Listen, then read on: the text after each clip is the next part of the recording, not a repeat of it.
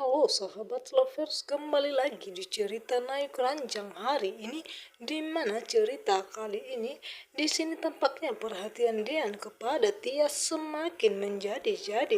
Walaupun Dian sudah mengatakan cintanya terang-terangan di hadapan Hani, begitu juga di hadapan Tias.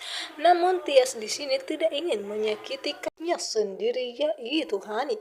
Di sini pun Dian datang untuk membawakan makanan kepada Tias, namun di sini Tias menolak perhatian Dian untuk selalu perhatian kepadanya dan datang membawa sesuatu kepada Tias. Penolakan Tias pun dibuat kecewa oleh Dian dan sedih, di mana Dian yang ingin perhatian kepada orang yang sangat dia cintai, yaitu Tias. Namun di sini Dian pun ditolak mentah-mentah oleh Tias, dan Tias pun langsung menutup pintunya dan tidak menerima bingkisan dari Dian sendiri.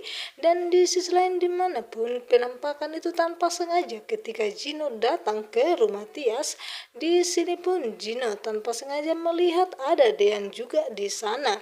Dan tampaknya pun Dian begitu sangat sedih karena sampai detik ini Tias belum memastikan statusnya kepada Gino. Gino pun begitu sangat menantikan Tias bercerai dengan Dian agar Gino bisa lagi mengejar dirinya. Dari dulu sampai detik ini pun penantian Gino akhirnya sia-sia ketika dia melihat Dian datang menghampiri Tias. Namun di situ pun Gino melihat kalau Tias tampaknya masih sangat berat untuk menolak bingkisan dari Dian itu. Dan ketika pun Tias menutup pintu, di balik pintu itu pun Tias menangis, dan di sini Dian teriak mengatakan bagaimanapun caranya Dian tetap mencintai Tias, dan Dian berharap jika nantinya mereka berpisah, Dian berharap jika Tias tidak membencinya dan agar Dian bisa memberikan perhatian kepada Tias. Namun itu Tias tidak ingin.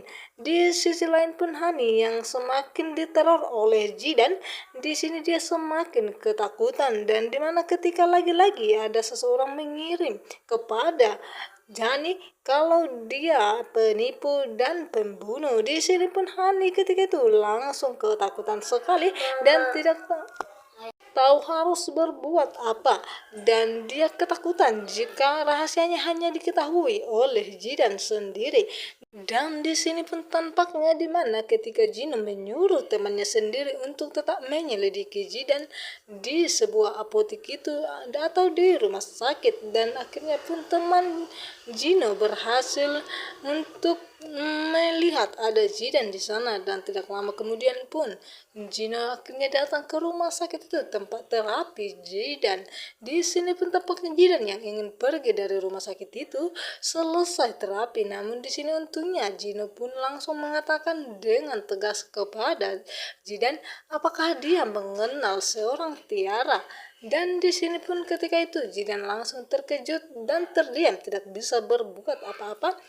Dan tentunya pun Jidan pastinya mengenal Tiara, namun dia tidak bisa mengatakan yang sebenarnya kepada Jidan. Persidangan perceraian Tias dan Dean pun akhirnya tiba. Di sini pun Tias dan Dean tiba di ruangan persidangan itu, dan di sini pun Tias tampaknya yang tidak baik-baik saja.